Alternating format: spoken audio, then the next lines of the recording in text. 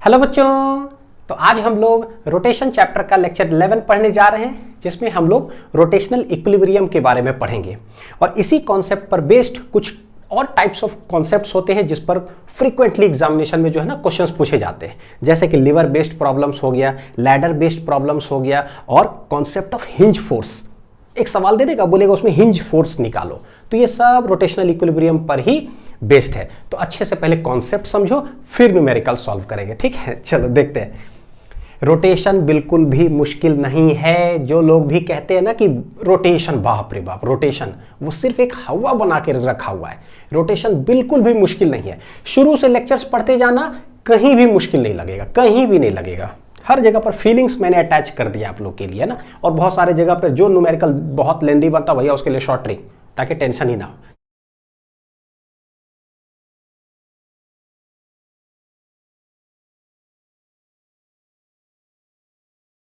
चलो देखते हैं स्टैटिक इक्विलिब्रियम।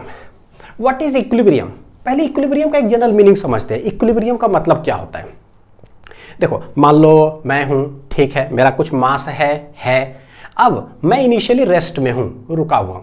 अब एक आदमी आए, मेरे को F1 फोर्स से जो है ना, F1 फोर्स से ये हाथ खींचे, ठीक है, और एक और आदमी आए F2 फोर्स लगा करके ये हाथ खींचे। लेकिन ये दोनों इतना फोर्स लगा करके खींच रहा है ना कि रिजल्टेंट जो है ना, मैं ना इधर घसक रहा हूं और ना इधर घसक रहा हूं। इसका मतलब क्या हुआ कि भैया ये दोनों इस तरह से F1 F2 लगाया, सच दैट नेट फोर्स क्या हो गया मेरे ऊपर? जीरो। रिजल्टेंट फोर्स कुछ हुआ ही नहीं। रिजल्टेंट अगर कुछ होता ना कि ये ग्रेटर है तो मैं इधर घसकता, और इधर नेट अगर घसकता, मतलब क्या होता है? Net force equal to mass into acceleration. क्योंकि नेट फोर्स इधर हुआ तो भैया मैं एक्सेलरेट कर जाता इधर। अगर नेट फोर्स इस साइड वाला ग्रेटर होता तो मैं इधर एक्सेलरेट कर जाता। लेकिन अगर दो फोर्स या उससे ज्यादा फोर्स लगे, लेकिन सब मिला करके नेट रिजल्टेंट हो जाए जीरो, इसका मतलब मैं कहीं नहीं घसक रहा हूं तो मैं बोलूंगा आई एम इन इक्विलिब्रियम। बस इतना ही है, ठीक है, इक्विलिब्रियम। अब आता है वर्ड, देखो स्टैटिक इक्विलिब्रियम क्या है भाई? तो स्टैटिक का मतलब ही होता है रेस्ट। क्या है? रेस्ट। अच्छा, तो देखो क्या है भाई, तो बोलते हैं an object is said to be in static equilibrium कब? इफ इट नाइदर एक्सेलरेट, यानी ना वो एक्सेलरेट करे और ना वो रोटेट करे किसी एक्सिस के अबाउट। अगर एक्सेलरेट भी नहीं करता हो, रोटेट भी नहीं करता हो किसी एक्सिस के अबाउट, तो वैसे बॉडी को हम लोग क्या बोले कि भाई वो स्टैटिक इक्विलिब्रियम में है, ठीक है। अच्छा, एक चीज बोलता हूं बड़ा इंपॉर्टेंट, देखो जैसे ही एक पार्टिकल की अगर बात करते हैं ना, पार्टिकल का मतलब होता है एक छोटा सा डॉट ऐसा हो गया, बहुत छोटा। इसका मास है मान लो लेट इट बी m, इस पर फोर्स लगा कितना? F। तो नेट फोर्स अगर इस पार्टिकल पर इधर लगा है तो ये पार्टिकल करेगा क्या? फोर्स लगा तो ये एक्सेलरेट कर जाएगा इस डायरेक्शन में। तो हम लोग कैसे बोलते हैं? बोलते हैं कि भैया जो भी नेट फोर्स इस पर लगा है, नेट फोर्स इक्वल टू हो जाएगा क्या? मास इनटू एक्सेलरेशन, खत्म। ये तो एक पार्टिकल के लिए हम लोग देखो फोर्स का इक्वेशन कैसे लिखते हैं पता चलता है, क्योंकि एक ही पॉइंट जैसा पार्टिकल है जिसका मास है m। तो एक पार्टिकल का विशेष बात यह होता है ना कि यह पार्टिकल सिर्फ और सिर्फ लीनियर मोशन ही कर सकता है। यह पार्टिकल कभी भी रोटेट नहीं कर सकता है। भाई रोटेट कैसे करेगा? एकदम सुई इतना जैसा टिप है ना, टिप जैसा कुछ ले लो, एक बिंदी ऐसे लगा दो, बस उतना छोटा पार्टिकल है, कौन सा एक्सिस के अबाउट रोटेट करेगा? भाई रोटेट होने के लिए कम से कम एक रिजिड बॉडी तो हो जिसमें बहुत सारे पार्टिकल हो, है ना। जैसे ये पेन, बहुत सारे इनफाइनाइट पार्टिकल्स हैं, तभी तो बोले देखो ये एक एक्सिस है, इस एक्सिस के अबाउट क्या कर रहा है? रोटेट कर रहा है। या ये एक्सिस इस एक्सिस के अबाउट रोटेट कर रहा है। यानी रोटेट करे किसी एक्सिस से, उसके लिए जरूरी है कि वो पार्टिकल ना हो, क्या हो? एक रिजिड बॉडी हो, है ना। तो अगर पार्टिकल है तो पार्टिकल के लिए क्या है? It only performs translatory motion. कैसा मोशन ये परफॉर्म करेगा? सिर्फ और सिर्फ ट्रांसलेटरी मोशन करेगा, नॉट रोटेटरी मोशन।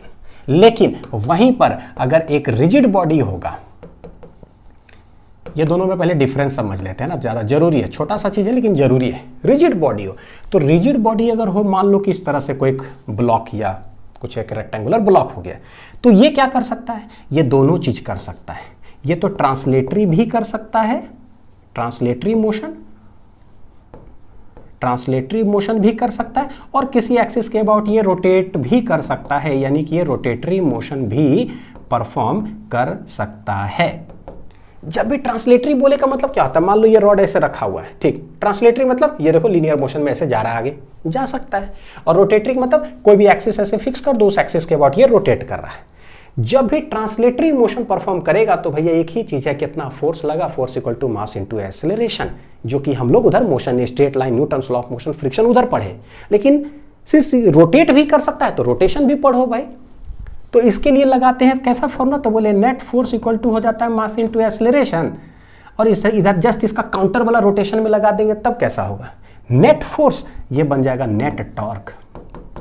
जो मास हम लोग बोलते हैं ना ट्रांसलेटरी में, वो उधर जाके बन जाता है मोमेंट ऑफ इनर्शिया, और जिसको लीनियर एक्सेलरेशन बोलते हैं वो जाके बन जाता है एंगुलर एक्सेलरेशन। तो ऐसा चलता है कहानी।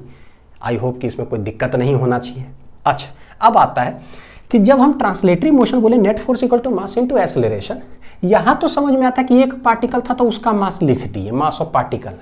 क्या था ये किसका मास था, तो बोले भाई मास ऑफ पार्टिकल है, मास ऑफ ए पार्टिकल। अच्छा, जब रिजिड बॉडी है तब किसका मास है भाई, इसमें तो इनफाइनाइट मासेस है। अब इनफाइनाइट मासेस है तो किसका मास लिखे वो बताओ। अब इनफाइनाइट बार तो हम लिख नहीं सकते हैं सबके लिए, M1 M1 M2 M3 M4 M4 लिखते रहो भैया जिंदगी भर तक, नहीं। तब क्या करते हैं, ये किसका लेते हैं, तो इट इज मास ऑफ, किसका है, मास ऑफ सेंटर ऑफ मास, तो नहीं सीधे बोलो ये सेंटर ऑफ मास है। यानी इनफाइनाइट पार्टिकल को हटाओ और एक पॉइंट ले लो जहां पर whole mass is supposed to be concentrated at, पूरा मास M1 M2 सब मिलाकर के अगर M है तो ये हो गया भैया सेंटर ऑफ मास, यानी होल मास समझो कि यही कॉन्सेंट्रेटेड है।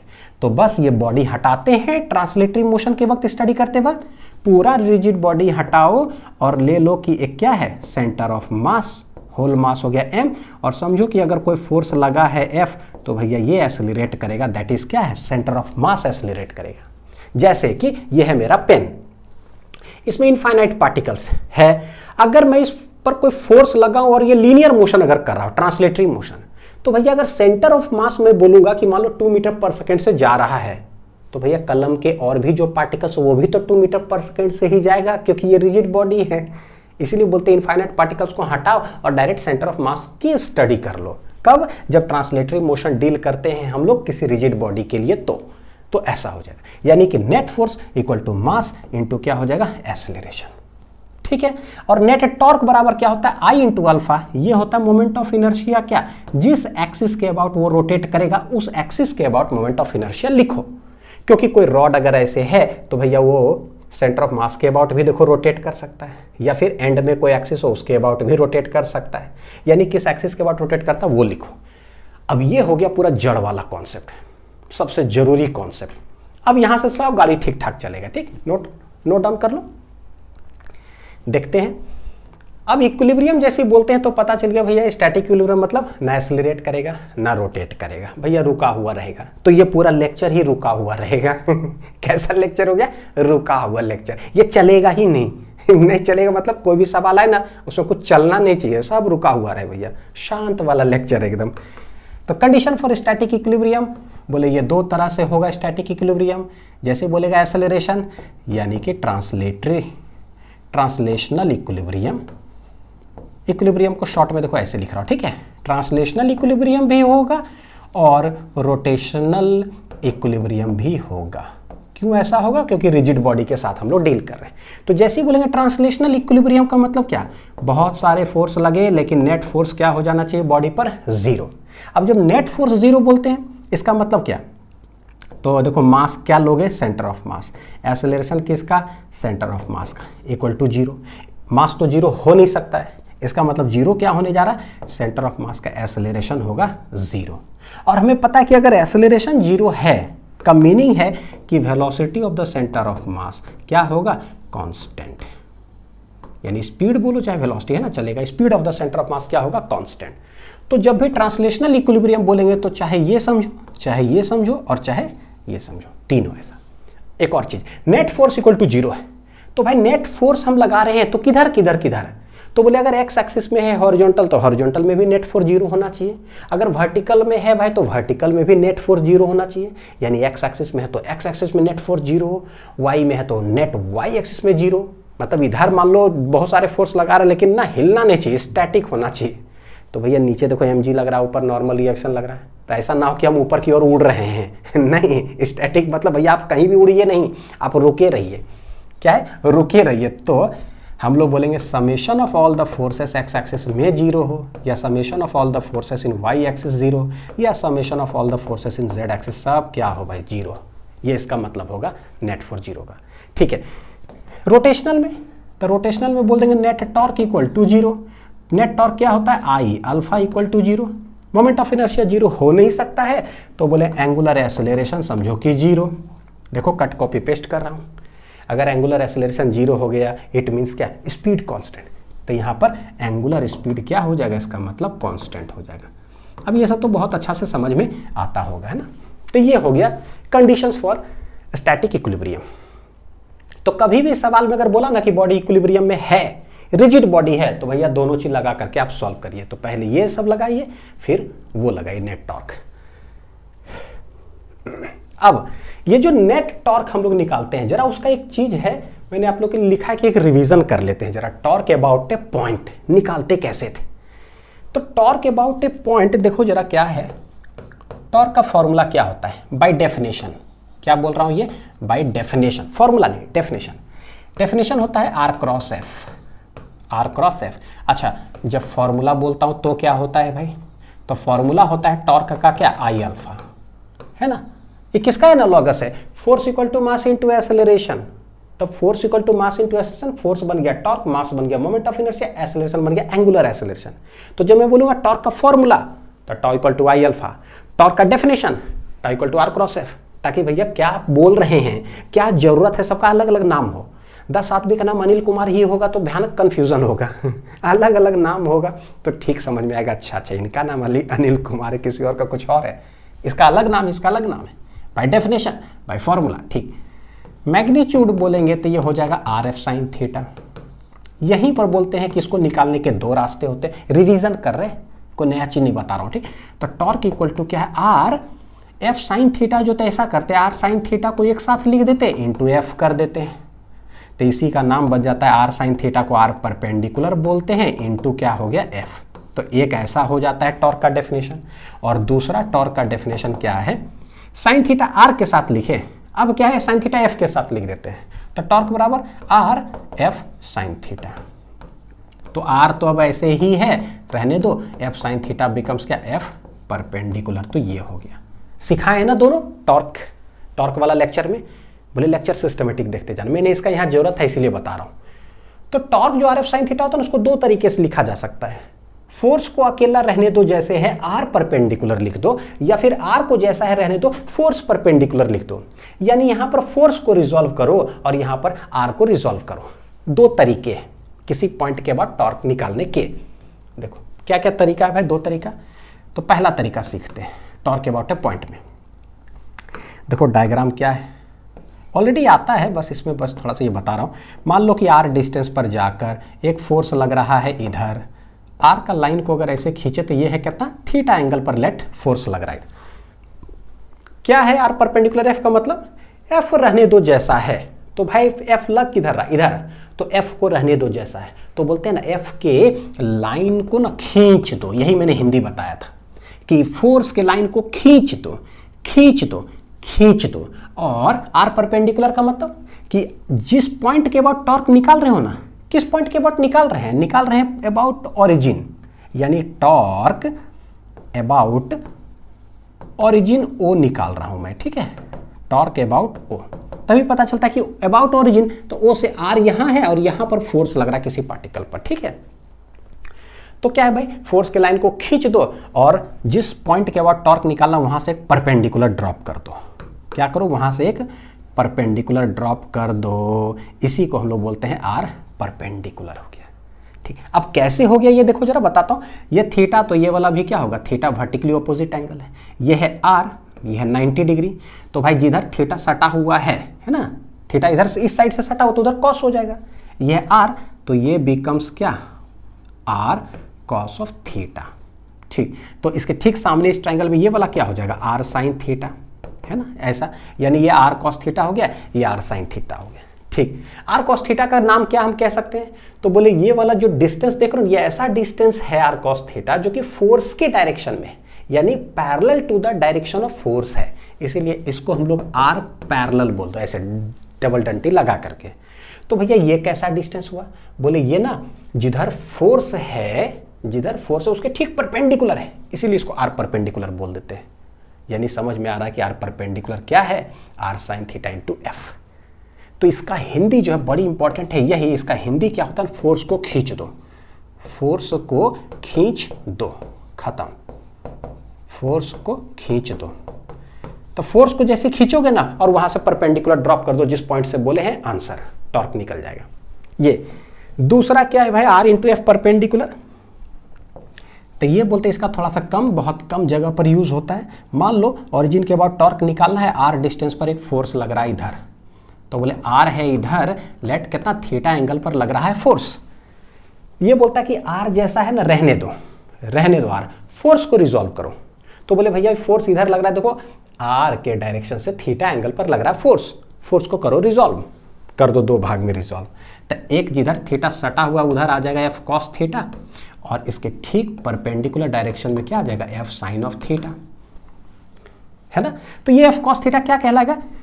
तो बोले कि ये जो डिस्टेंस है ना आर, इसी के डायरेक्शन में ये फोर्स है, parallel to the direction of distance, तो इसका नाम बन जाएगा एफ पैरेलल।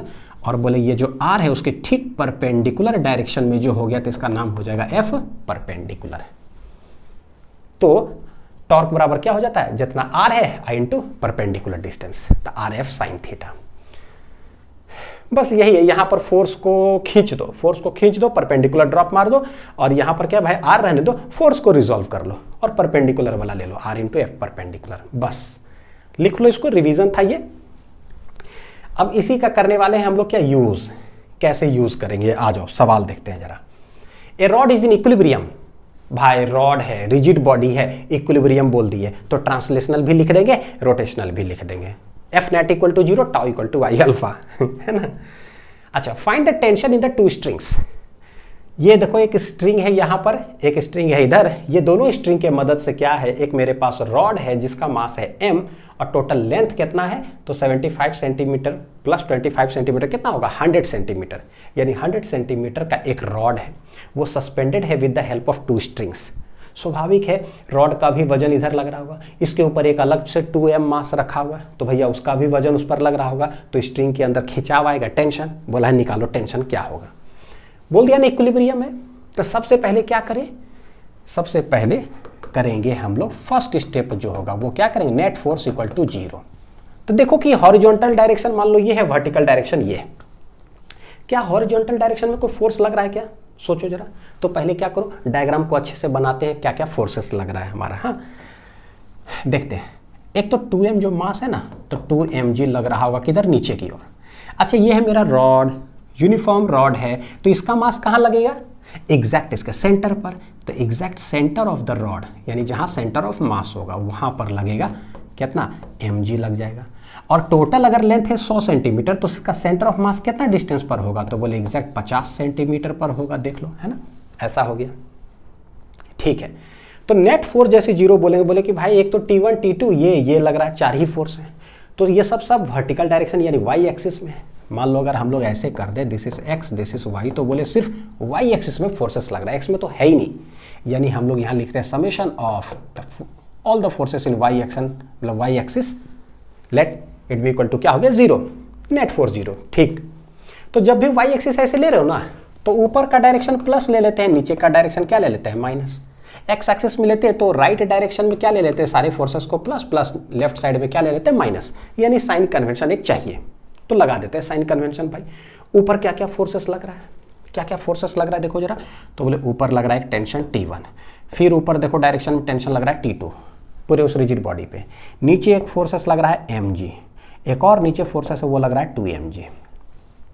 तो जो ऊपर लग रहा है वो प्लस प्लस, जो नीचे लग रहा है उसको माइनस माइनस, तभी summation of all the forces in Y direction will be equal to 0।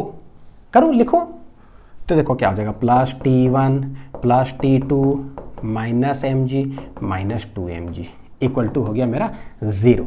Hence T1 plus T2 ये कितना आएगा? Minus 2mg minus mg 3mg, ये माइनस में तो उधर चला जाएगा तो ये हो जाएगा कितना? 3mg। Let equation number 1।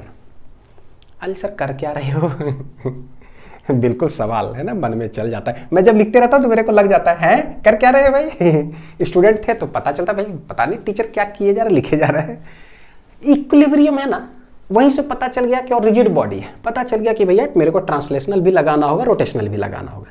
Translational लगाने वक्त देखो कि फोर्सेस किधर किधर लग रहा है, नेट फोर्स जीरो करना है। सिर्फ देखे वाई एक्सिस पर फोर्सेस लग रहा है तो summation of F Y zero कर दिया, ट्रांसलेशनल का कॉन्सेप्ट हो गया खत्म, हो गया। एक इक्वेशन आया, रहने दो। अच्छा ये टेंशन T1 T2। अब वेरिएबल दो है, अभी तक इक्वेशन एक ही आया, तो दूसरा हमें लगाना पड़ेगा रोटेशनल इक्विलिब्रियम का। रोटेशनल इक्विलिब्रियम बोलते हैं net torque equal to zero. क्या बोलते हैं? नाउ हम लोग क्या बोलेंगे? Tau net equal to zero. और ये जो नेट टॉर्क निकाला जाता है जीरो, नेट टॉर्क हम कैसे निकालते हैं? तो नेट टॉर्क अबाउट कोई भी पॉइंट हम लोग निकाल सकते हैं। बहुत इंपॉर्टेंट बात बता रहा हूं। क्या बता रहा हूं? कि नेट टॉर्क, देखो कॉन्सेप्ट सीखो, कॉन्सेप्ट है ना, ताकि जैसे एक सवाल मैं करा रहा हूं, एक सवाल, तो ऐसा नहीं लगना चाहिए कि अच्छा टीचर आया एक सवाल, वाह कितना स्पीड से सॉल्व कर दिया, वाह वाह क्या बात है। नहीं, ये चीज नहीं। टीचर क्या सॉल्व करा, कैसे सॉल्व करा, उससे मतलब नहीं होना चाहिए। उस क्वेश्चन में टीचर ने कॉन्सेप्ट कितना सिखाया, जिससे कि अगला बार जब नया क्वेश्चन आप देखोगे ना तो आपसे सॉल्व होना चाहिए उसी तरीके से जैसे टीचर सॉल्व कर रहा था। ये है पढ़ाने का दम ऐसा, ठीक है। ये बहुत जरूरी है, कॉन्सेप्ट ग्रैब करो, ताकि कॉपी मतलब दूसरा किताब खोले, कोई भी क्वेश्चन दिख रहा हो तो मेरा दिमाग चलना चाहिए, यार कैसे इसको कर सकते हैं, क्या करना चाहिए। इक्विलिब्रियम लिख दिया तो मैं क्या क्या करूं, हाँ तो दिमाग में चलेगा ओ ये ट्रांसलेशनल, ओ ये, तो ये कॉन्सेप्ट डेवलप होते जाता है, ठीक है। हाँ ये सब चलना चाहिए, ये नहीं कि टीचर बना दिए तो एगो हो गया, पता चला नया क्वेश्चन आपको जैसे सामने मिला अब वो बन ही नहीं रहा है, फिर लग रहा है कि फिर टीचर बनाता बता देता तो फिर हम सॉल्व कर पाते, नहीं, ठीक है। तो ये डेवलप करो कि torque net equal to zero का मतलब क्या, क्या करें हम। तो वी कैन फाइंड, मीनिंग समझो इसका मतलब क्या होता है। We can find net torque about any point on the rigid body, कोई भी पॉइंट के अबाउट हम टॉर्क निकाल सकते हैं। सबसे पहला कॉन्सेप्ट हो गया। दूसरा कॉन्सेप्ट ये होता है कि सटीक तरीका क्या है, मतलब ठीक है किसी पॉइंट के अबाउट निकाल सकते हैं, समझ में आता है, लेकिन कौन सा पॉइंट से निकालना चाहिए जिससे कि हमें फायदा हो, कम स्टेप्स आए कैलकुलेशन में। तो बोलते हैं कि ऑलवेज टेक दैट पॉइंट, क्या बोल रहा हूं, always take that point through which क्या होता है पता है, मैक्सिमम नंबर ऑफ फोर्सेस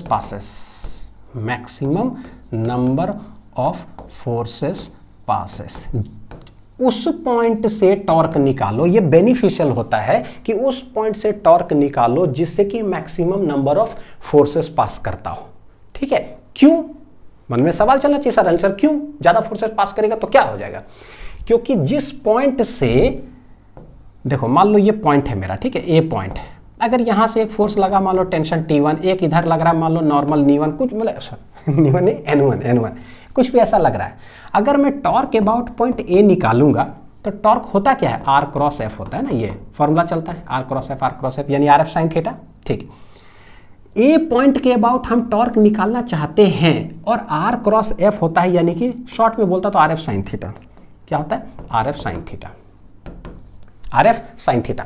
तो ये सब क्या इसका मतलब था कि ठीक है फोर्स जहां लग रहा है, ये R क्या होता है, R होता है, देखो R क्या होता है, समझो इसको। R क्या था कि जिस पॉइंट के बाद टॉर्क निकालते हैं ना, वहां से कितना डिस्टेंस पर जो है ना फोर्स लग रहा था, यही होता है R। कि जिस पॉइंट जहां पर फोर्स लग रहा है और जिस पॉइंट के बाद टॉर्क निकालना है, वहां से वो फोर्स का कितना डिस्टेंस है, दैट इज R। अब ये फोर्स मान लो यहां ना लग करके बाई चांस ये यहीं लग जाता, यहीं, तब क्या होता है। तो भाई अगर जिस पॉइंट से निकालना चाह रहे हो टॉर्क अबाउट पॉइंट O और वहीं से F1 पास कर रहा है, तो सोचो कि R क्या होगा, R 0 हो गया, क्योंकि भैया उसी पॉइंट से पास कर रहा है। तो थोड़ी ना ये कभी भी इस पॉइंट के बाद रोटेशन थोड़ी ना प्रोड्यूस करेगा। जैसे कि मान लो ये है पेन मेरा, यह है पेन, यहां पर है पॉइंट O, ये वाला पॉइंट, ठीक है। हमें निकालना टॉर्क अबाउट पॉइंट O, तो भाई ये टॉर्क रोटेशन कब प्रोड्यूस होगा, जब आपको फोर्स, मतलब आप फोर्स लगाओगे उस पॉइंट से थोड़ा कोई दूरी पर, तभी होगा। जैसे थोड़ा दूरी पर लगाए थे, देखो रोटेट किया, थोड़ा दूरी पर लगाए तो रोटेट किया, लेकिन जो पॉइंट पर हिंज्ड है या जिस पॉइंट के अबाउट निकाला है उसी पॉइंट पर मैं फोर्स लगा रहा हूं, भैया उसी पॉइंट पर लगाओगे तो काहे का टॉर्क कोई रोटेशन नहीं होगा। दरवाजा जिस पॉइंट पर हिंज्ड है एक्सिस पर, वहीं जाकर के लगाओ भैया। दरवाजा जहां हिंज्ड है वहीं पर लगाते रहेंगे तो लगाते रहो 20-25 साल तक, क्या फर्क पड़ता है, दरवाजा थोड़ी ना घूमेगा।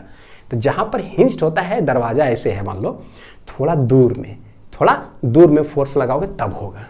तो उसी पॉइंट से लगाने से क्या होता है, R बिकम्स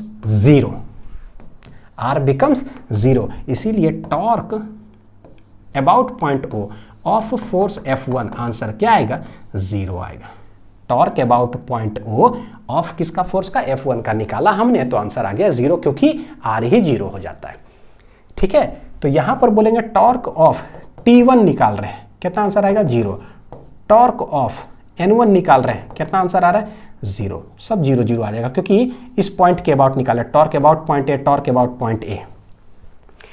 टाउ A का मतलब टॉर्क अबाउट पॉइंट A, किसका, T1 का निकाल रहे हैं, तो भैया 0 आंसर आएगा। फिर टॉर्क अबाउट पॉइंट N1 का निकाले, आंसर क्या आ जाएगा, 0। तो यही बेनिफिट होता है कि always take that point through which maximum number of forces passes.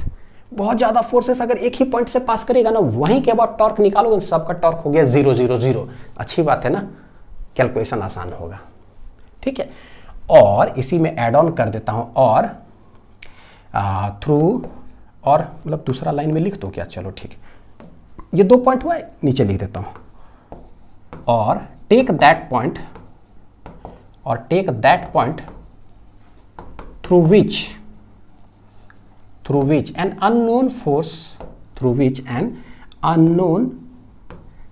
Unknown force passes.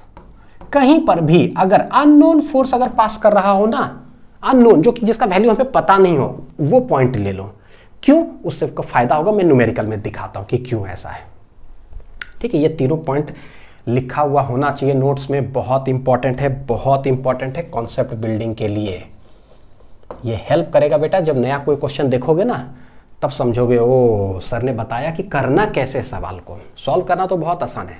अब देखो, हमें नेट टॉर्क इक्वल टू 0 करना है, तो मैं कहां पॉइंट के अबाउट, कौन से पॉइंट के अबाउट नेट टॉर्क 0 करूं, तो बोले कि भाई कर तो मैं कोई भी पॉइंट के अबाउट सकता हूं, A पॉइंट के अबाउट भी निकाल सकता हूं, B पॉइंट के अबाउट भी निकाल सकता हूं, सेंटर ऑफ मास के अबाउट भी निकाल सकता हूं, यहां भी निकाल सकता हूं, जहां मेरा मन करेगा, लेकिन वहां लो जहां पर सबसे ज्यादा फोर्सेस पास कर रहा हूं।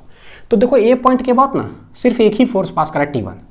B पॉइंट के अबाउट एक ही फोर्स है, सेंटर ऑफ मास से एक ही फोर्स है, यहां पर देख लोगे एक ही फोर्स है। तो ऐसा कोई पॉइंट नहीं है जिसपे 2-3 फोर्सेस हो, चलो हटाओ, आगे मिलेगा तो देखेंगे। तो बोलते कहीं से भी मान लो, तो बोले फिर क्या है, वैसा पॉइंट मानो जहां से अननोन फोर्स पास कर रहा हो। अननोन कौन कौन है, टेंशन T1 और T2, ये मुझे निकालना है। तो भैया इन दोनों में से ही कोई पॉइंट मान लो। तो मान लेते हैं लेट A। बात समझ में आई क्या कि मैंने क्यों किया? ये पूरा फिजिक्स चलता है इसी चीज से कि सर आप जो कर रहे हो ना, क्यों कर रहे हो, आप जो लिख रहे हो ना, क्यों लिख रहे हो। हर जगह पर क्यों क्यों क्यों बोलते जाओगे ना, तो पता चलते चला जाएगा।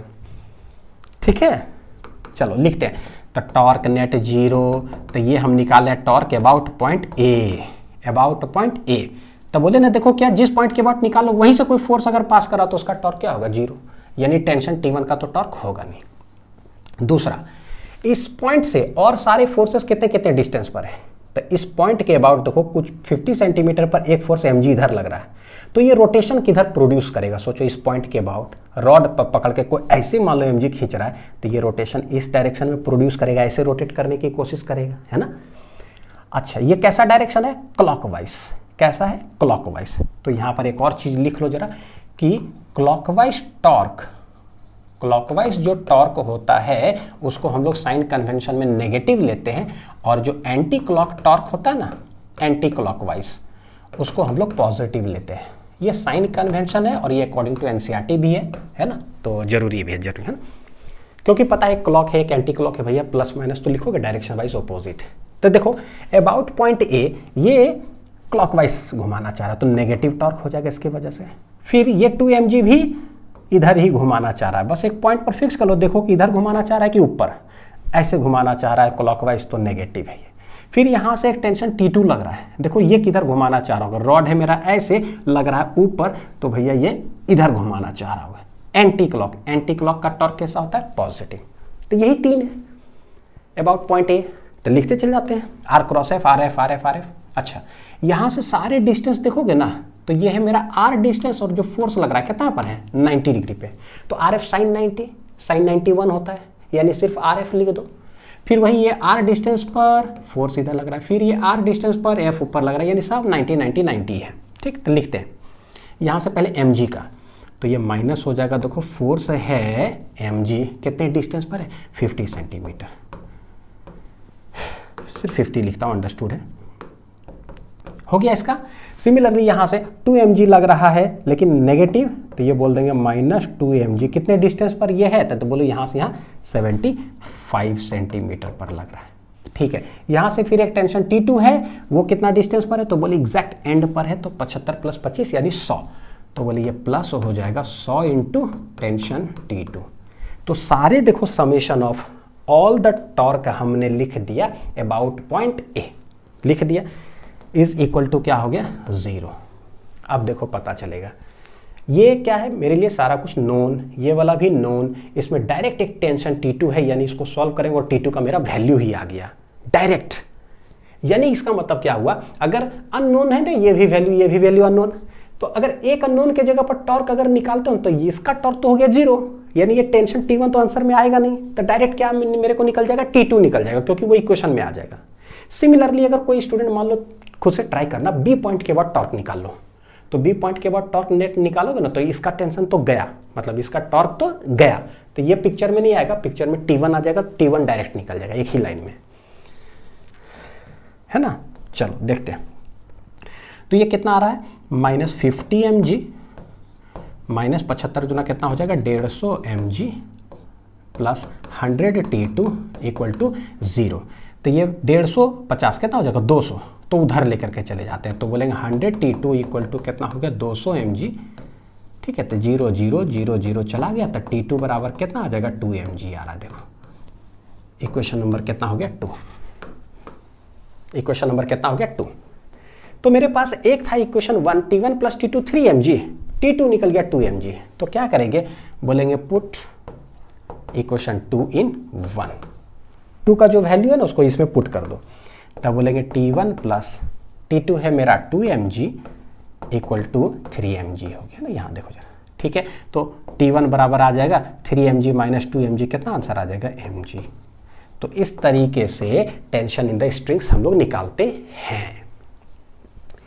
नोट कर लो बढ़िया से, जो भी कॉन्सेप्ट्स बेटा लिखाता हूं ना, कॉपी में लिखा हुआ होना चाहिए अपने राइटिंग में, बहुत जरूरी है, नहीं तो फिर वही होगा जो मैं बोल रहा हूं, टीचर सॉल्व करते जाएंगे, आपको सब लगेगा ठीक ही हो रहा है जिंदगी में, जबकि वो गलत होते रहता है।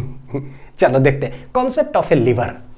ये लिवर क्या होता है, हाँ देखो एक साइंटिस्ट का फोटो दिखाता हूँ, कौन है ये, हमारे आर्किमिडीज सर है।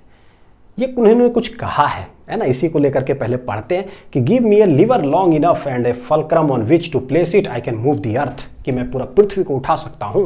भैया फलक्रम क्या है और लिवर क्या है, जरा मैकेनिज्म समझ लेते हैं, फिर यहाँ पर आएंगे कि आर्किमिडीज एक्चुअली कहना क्या चाह रहे थे, कि क्या एक लंबा सा ऐसा कोई डंडा दे दो, ऐसे कर मैं करूँ पृथ्वी उठा दूंगा मैं।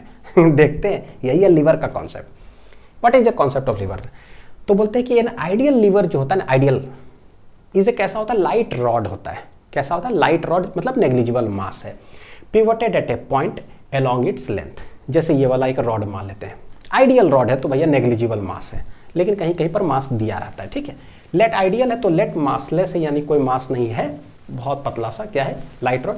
पिवोटेड होता है यानी कि हिंज्ड होता है, फिक्स्ड होता है अलोंग द लेंथ में, किसी एक पॉइंट पर वो। ठीक है, जिस पॉइंट पर फिक्स होगा, this point is called fulcrum, उसको बोलते हैं, क्या बोलते हैं, फलक्रम।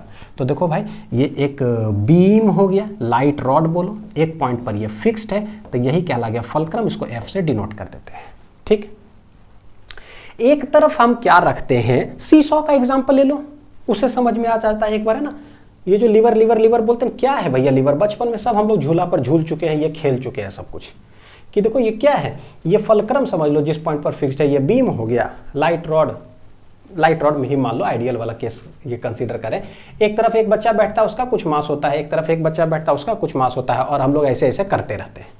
और फिर हम लोग कोशिश करते हैं कि यार दोनों को जो है ना, मतलब मान लो एक नीचे ऐसे गया हुआ है, एक ऊपर है, तो थोड़ा सा लगता है कभी आगे ऐसे घसक जाते हैं, या ये थोड़ा आगे घसक जाए, इस तरह से सच दैट जो है ना ये झूला कैसे हो जाए, एकदम स्ट्रेट हो जाए, सीसॉ जो है ना, यानी स्ट्रेट हो गया। अब ना ये इधर गिर रहा है ना ये इधर गिर रहा है, तो हम लोग बोलते हैं इक्विलिब्रियम में है एकदम। तो सवाल है कि फलक्रम जो सेंटर जैसा हमें फील होता है ना, तो फलक्रम से ये लड़का कितना डिस्टेंस पर बैठा और ये कितना डिस्टेंस पर बैठा हुआ है, सच दैट एकदम इक्विलिब्रियम में आ गया है। बस इतना ही हमें एनालिसिस करना है। ठीक, न्यूमेरिकल भी सॉल्व करेंगे, पहले सीखते हैं व्हाट इज ए लीवर। तो होता क्या है, फलक्रम के एक तरफ ना हम लोग रखते हैं वजन, लोड। ठीक है, ये वो लोड है जैसे हमने रख दिया, मान लो 1000 kg का रख दिया। अरे यार तो 1000 kg का खुद जितना हमारे में ताकत है, 1000 kg का वजन थोड़ी ना उठा पाएंगे कैसे उठा पाएंगे, उठेगा ही नहीं हमसे। लेकिन with the help of a lever हम उस 1000 kg को भी उठा सकते हैं। कैसे? तो बोलता है फलक्रम की एक तरफ ना रख दो वो मास या वो वेट जिसको तुमको उठाना हो, वेट टू बी लिफ्टेड, उसको बोलते हैं लोड।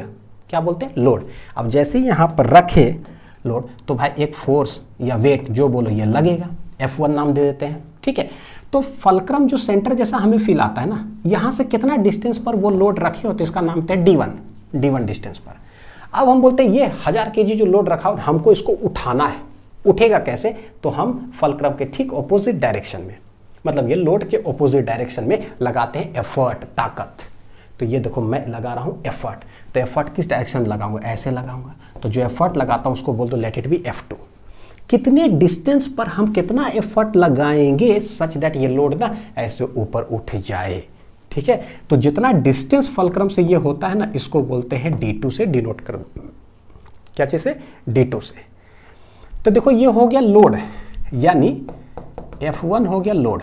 पहले ना थोड़ा सा मैकेनिज्म समझते हैं, फिर फीलिंग अटैच करूंगा इसमें, जबरदस्त फीलिंग अटैच करने जा रहा हूं। देखना, पृथ्वी उठा देंगे इससे ये पढ़ करके देखना। F1 है लोड, तो फलक्रम से जितना डिस्टेंस पर ये लोड होता है ना, इसको बोलते हैं लोड आर्म। क्या बोलेंगे इसको? Load arm. ठीक है, तो D1 कहला जाता है load arm, load arm. Similarly F2 मेरा क्या है? एफर्ट, कि हम कितना ताकत लगा रहे हैं उसको उठाने के लिए। तो फलक्रम से जितना डिस्टेंस पर ताकत लगा रहे हैं ना D2, तो इसको बोल देंगे एफर्ट आर्म। ठीक है, लोड के तरफ जो डिस्टेंस हो गया लोड आर्म, एफर्ट के तरफ जो डिस्टेंस हो गया एफर्ट आर्म बोल देते हैं। अब बोलते हैं कि व्हाट इज ए लीवर, तो बोलते हैं लीवर इज एक ऐसा सिस्टम होता है ना which is in mechanical equilibrium. कैसा होता है ये लीवर? एक ऐसा सिस्टम होता है जो कि मैकेनिकल इक्विलिब्रियम में हो। अब रिजिड बॉडी है, रिजिड बॉडी है भैया, इक्विलिब्रियम में, यानी नेट ट्रांसलेटरी भी क्या होना चाहिए? जीरो। नेट रोटेशनल भी क्या होना चाहिए? जीरो। यानी कि ना इधर रोटेट करे, फलक्रम यहाँ है ना, इस साइड वजन रखे तो ना इधर रोटेट करे, ना इधर गिरे और ना ही इधर गिरे, ऐसे। ठीक, इक्विलिब्रियम में हो ये। तो कैसे करेंगे? कैसे करेंगे? लिख लो इतना दूर, डायग्राम बना लो, फिर समझाता हूं। मैकेनिकल इक्विलिब्रियम में है तो हाउ टू सॉल्व द सवाल, हाउ टू सॉल्व द सवाल। तो देखो कैसे सॉल्व करेंगे। ये हो गया मेरा फलक्रम, F बोल देते हैं। ठीक है, इस साइड हो गया F2, ये हो गया एफर्ट, इस साइड हो गया F1, ये हो गया मेरा लोड, और यहां से यहां ये डिस्टेंस D1 है और इस साइड ये डिस्टेंस कितना है? D2 है। ये हो गया एफर्ट। तो बोलेंगे देखो since lever is in equilibrium, क्या चीज में है ये? इक्विलिब्रियम। तो लीवर इज इन इक्विलिब्रियम में अगर है तो होना क्या चाहिए? Net torque zero, net torque zero. ठीक है, कौन से पॉइंट के अबाउट मैं निकालूं? ये पॉइंट बोल देता हूं ए, ये वाला पॉइंट बोल देता हूं क्या है? ये बी। तो ये जो वजन रख रहे हैं ना, हमें पता है कि कितना वजन रख रहे हैं, यहां पर हम कितना ताकत लगाएंगे सच दैट ये उठ जाए, तो मान लो ये हमें नहीं पता अभी फिलहाल, कोई बात नहीं। सिंस ये डेरिवेशन कर रहे हैं ना, हम निकाल तो सकते हैं टॉर्क इस पॉइंट के अबाउट भी, इस पॉइंट के अबाउट, या फिर जहां पर ये हिंज्ड है, फलक्रम है, फिक्स्ड है, उसके अबाउट भी। तो लेट हम निकालते हैं टॉर्क अबाउट द फलक्रम। ठीक है, निकालते हैं, निकाल तो किसी भी पॉइंट के अबाउट सकते हैं, इसमें तो मेरे ख्याल से कोई दिक्कत नहीं है क्योंकि सिखा चुके हैं। तो टॉर्क अबाउट फलक्रम क्या है? जीरो। तो फलक्रम के अबाउट यहां पर हाथ ऐसे रख दो, फिर देखो कि कौन कौन से फोर्सेस लग रहे हैं। तो बोले D1 डिस्टेंस पर ना एक F1 लग रहा है, तो ये किधर गिराना चाह रहा होगा, सोचो रोटेशन किधर करना चाह रहा होगा, इस पॉइंट के अबाउट ये इधर रोटेट करना चाह रहा होगा, तो ये क्लॉक रोटेशन है, क्लॉक रोटेशन नेगेटिव होता है। सिमिलरली एफ जो फलक्रम है वहां से d2 डिस्टेंस पर एक इधर को खींच रहा है, तो अगर ये ऐसे खींचेगा तो ये किधर रोटेट करना चाहेगा, ये ऐसे रोटेट करना चाह रहा होगा अबाउट फलक्रम, तो इसका एंटी क्लॉकवाइज टॉर्क होगा तो कैसा होगा, पॉजिटिव। तो यही दोनों फोर्सेस है, तो टॉर्क अबाउट फलक्रम हो जाएगा, एक एंटी क्लॉक है तो ठीक है, कैसे लिखोगे r क्रॉस f, तो भैया ये है r डिस्टेंस, ये है f, दोनों के बीच एंगल कितना डिग्री है, 90 डिग्री, तो सिर्फ RF लिख दो, RF यानी कि F2 into D2, F2 into D2, वो भी कैसा प्लस ये वाला। सिमिलरली इधर देखेंगे तो R क्रॉस F यानी कि D1 F1, यानी कि F1 D1 बोल दो तो माइनस में आ जाएगा F1 इंटू क्या हो रहा है D1, summation of all the torque is equal to 0 about fulcrum हमने निकाल दिया। होगा क्या भाई, तो ये उधर चला जाएगा, तो ये हो जाएगा F1 D1 एक साइड और एक साइड आ जाएगा क्या F2 D2। एक मेरे पास ना बहुत झकास रिलेशन आ चुका है, F1 D1 equal to F2 D2। What is this झकास known as, this relation is known as principle of moments, principle of moment कहलाता है, प्रिंसिपल ऑफ मोमेंट। ये जो मोमेंट जब बोलते हैं ना, मोमेंट का मतलब होता है पता है क्या, रोटेटिंग नेचर। क्या बोलते हैं मोमेंट का मतलब, रोटेटिंग नेचर। इसका मतलब ये नहीं होता है कि जो है ना what a moment of my life, वो वाला नहीं, रोटेटिंग नेचर। क्योंकि पता है कि D1 डिस्टेंस पर अगर कोई फोर्स लगाओगे ना, D1 डिस्टेंस पर अगर कोई फोर्स लगाए पकड़ कर खींच दिया ना, तो ये क्या होगा, रोटेट कर जाएगा उस डायरेक्शन में। ठीक, अब देखो F1 D1 equal to F2 D2 आया, क्या ये मतलब ये सिग्निफाई करता है, तो बोले कि कभी भी हम लोग जानते हैं, जैसे कि ना अगर एग्जाम्पल बताऊं, कभी पढ़े होगे, नहीं होता कि P1 V1 equal to P2 V2 अगर हो, pressure volume constant, Boyle's law, पता नहीं पढ़े हो कि नहीं पढ़े हो, कोई बात नहीं। लेकिन फिजिक्स के अंदर अभी तक रोटेशन बहुत बार ऐसा कोई डील किया कि 1 1 इक्वल टू 2 2 हो, यूनिट्स मेजरमेंट में ही सबसे पहली बार। तो ये क्या दर्शाता है, ये दर्शाता है कि भैया PV इक्वल टू क्या हो जाएगा, कांस्टेंट हो जाएगा। और कांस्टेंट का मतलब कि प्रेशर, देखो कोई constant divide by volume, constant हटाओ तो एक प्रोपोर्शनलिटी लगेगा, यानी कि pressure is inversely proportional to volume. ठीक है, इसका मतलब होता है कि PV कांस्टेंट है तो यानी एक बढ़ेगा तो दूसरा घटना होगा, तो देखो इनवर्स रिलेशन।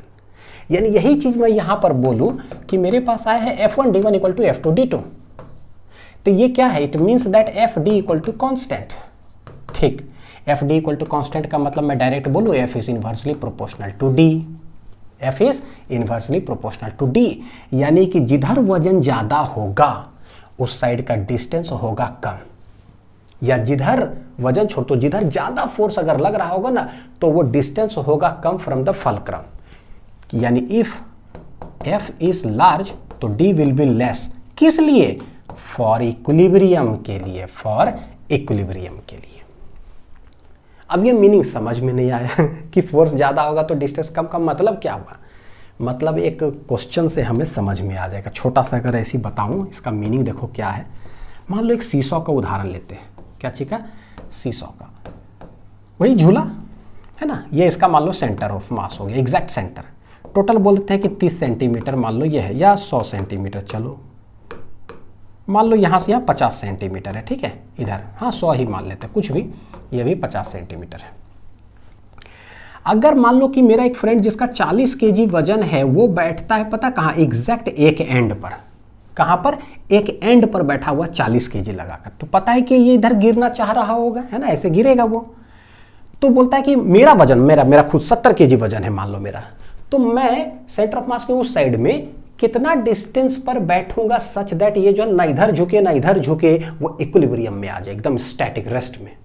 कहां बैठूंगा, सोचो कहां बैठूंगा, तो बोले भैया ये कम वजन का है, मान लो ये नाम देता हूं F1, और ये कितना डिस्टेंस तक है, देखो जरा D1 कितना है, 50 सेंटीमीटर पर है।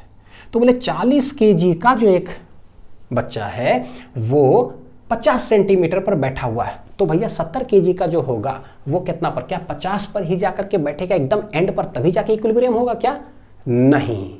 तो अगर आप सीसॉ झूला पर अगर खेल रहे हो ना, तो आपको पता होना चाहिए भैया 40 केजी का एग्जैक्ट किनारे बैठ गया तो मेरा 70 केजी, तो मैं कहां बैठूं, यही न्यूमेरिकल हो गया सॉल्विंग का कि मैं कहां बैठूं, वेयर शुड आई सिट। तो बोलते हैं कि देखो अगर फोर्स ज्यादा है या वजन ज्यादा है ना तो डिस्टेंस कम होगा, यानी मेरा 70 kg है ना, तो भैया डिस्टेंस थोड़ा सा कम होगा, यानी मैं यहाँ कहीं पर बैठूंगा, जो कि ये डिस्टेंस है मान लो कितना d2, तो d2 will be less than हो जाएगा d1, ये डिस्टेंस होगा कम। क्यों? क्योंकि मेरा वजन ज़्यादा है, तो इधर वाला फोर्स जो है ना, ये जो फोर्स लग रहा होगा इसका नाम क्या है, F2, क्योंकि F2 ग्रेटर है F1 से, इसीलिए ऐसा है। तो एक सवाल हो जाता है, तो बोलता है कितना डिस्टेंस पर बैठेगा, तो लेट डिस्टेंस है d2। तो ये सीसॉ वाला जो है कैसे फॉर्मूला से बनता है, तो अब डायरेक्ट हम लोग बोलते हैं भैया F1 d1 equal to F2 d2। कैसे लगाए, torque about the centre of मास या टॉर्क अबाउट फलक्रम से वो रिलेशन आता है, ठीक है। तो ये इसका मतलब हो गया पूरा अच्छा से,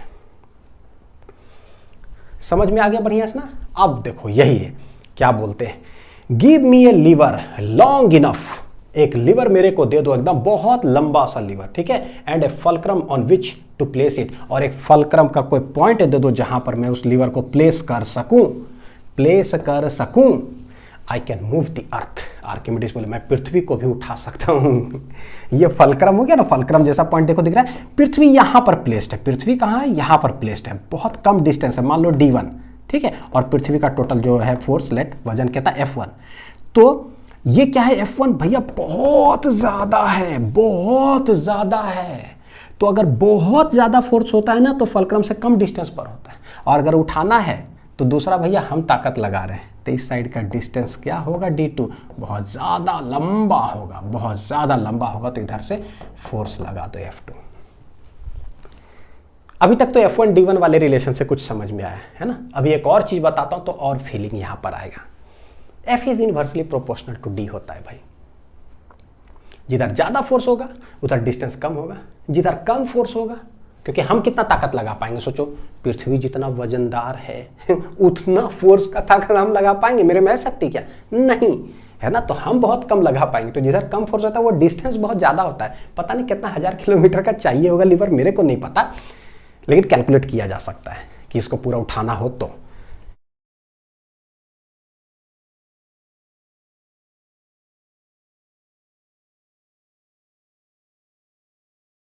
देखो यहां पर एक कॉन्सेप्ट, मैकेनिकल एडवांटेज क्या है, what is mechanical advantage, short में इसको हम लोग बोलते हैं MA। क्या बोलते हैं मैकेनिकल एडवांटेज को, MA। व्हाट इज MA, तो बोलते हैं it is defined as the, एक अंग्रेजी है, ratio of the load to the effort और ratio of effort arm to the load arm. समझ में कुछ नहीं आया, देखो यहां देखते हैं जरा। सिंस हमने फ्रॉम प्रिंसिपल ऑफ मोमेंट से पढ़ा क्या, F1 d1 बराबर F2 d2 पढ़ लिए। यहीं पर देखो क्या आ रहा है, देखो जरा, F1 बटे F2 अगर करोगे तो ये आ जाएगा d2 बटे d1। कितना आ गया, देखो d2 बटे d1 आ गया, आया। व्हाट इज F1 क्या था, लोड, तो बोले कि देखो ये हो गया लोड, नीचे हो गया एफर्ट, ठीक, F1 बटे F2, तो ये d2 बटे d1 है, तो d2 क्या है भैया, एफर्ट का, तो ऊपर में क्या हो जाएगा, एफर्ट आर, नीचे क्या हो जाएगा, लोड आर, सही है। तो क्या बोलता है, क्या, ratio of load to the effort, इसी को एक नया नाम बोल रहे हैं, मैकेनिकल एडवांटेज कह रहे हैं।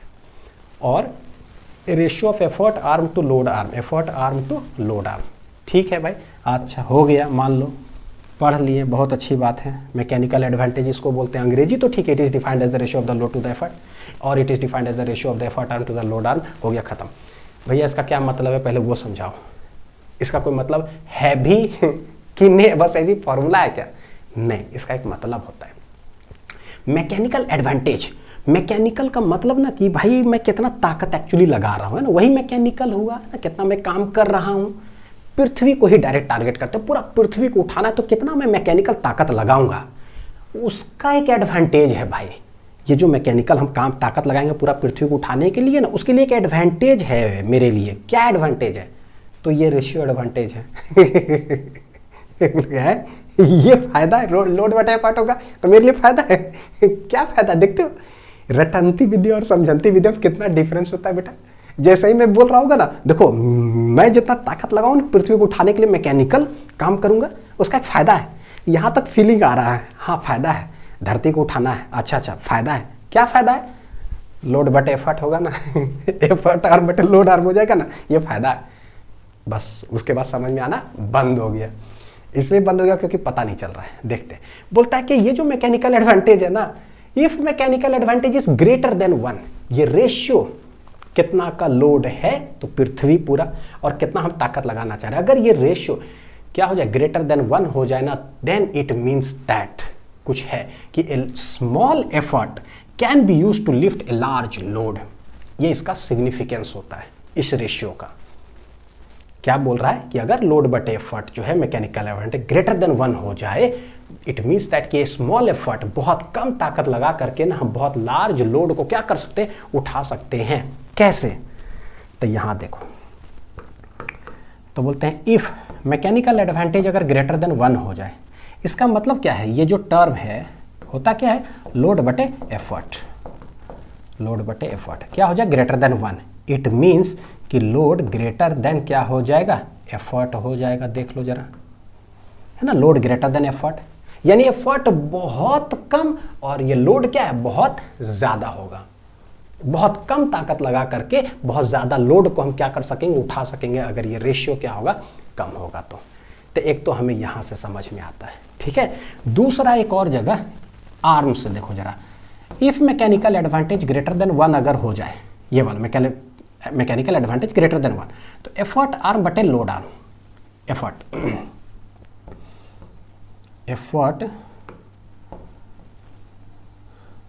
आर्म बटे क्या है, load arm greater than 1। It means क्या, ये जो एफर्ट वाला जो आर्म होगा ना, ये वेरी ग्रेटर होगा in comparison to load arm.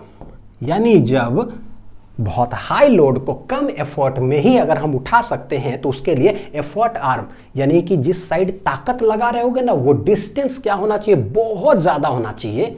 किसके, जिधर लोड रखा हुआ, जिधर लोड रखा हुआ, वो डिस्टेंस के कंपैरिजन में, ठीक।